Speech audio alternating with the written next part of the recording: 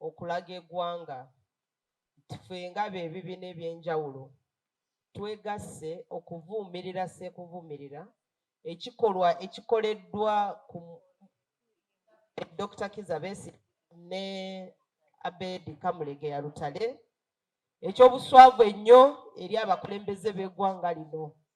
Tukivumirira kubanga tumanye tekiri mu mateeka ate kityobola eddembe eri abantu.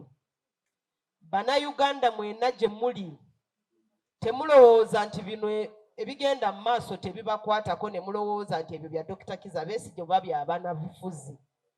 Ekikoleddwa ku bannaffe bano kiyinza kukolebwa ku muntu yenna.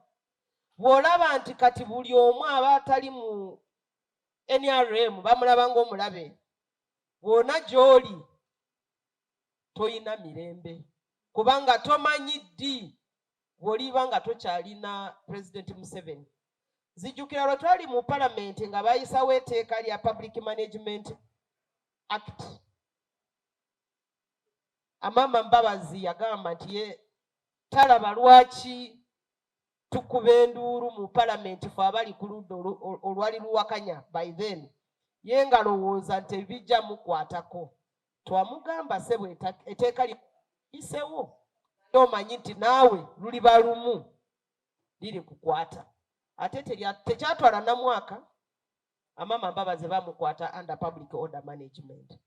Kati bino ebigenda mu maaso n'abo abali mu gavumenti mwalibadde mukivuumirira kubanga engeri gye muyisamu bannammwe wadde mubalaba nti bo tebali mu gavumenti nammwe luliba lumu ne bibatuukako.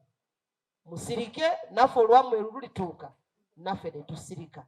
Naye ngaffe abali mu bibiina by'enjawulo tetwagala kusirika kubanga tukimanyi nti an attack on one of us is an attack on all of us. Tujja genda mu maaso n'okukivuumirira ate tujja genda mu maaso kozesa amaanyi gonna ge tulina okwogera, okulwana era n'okwegatta okulaba ntulwanyisa enfuga embi eri mu ggwanga yaffe. Tusaba Mukama atukwatireko eggwanga lyaffe tulituusa awo we tulaba nti we wasanidde Abannayuganda kubeera tweyagale mu Uganda empya. Mukama bawe omukisa.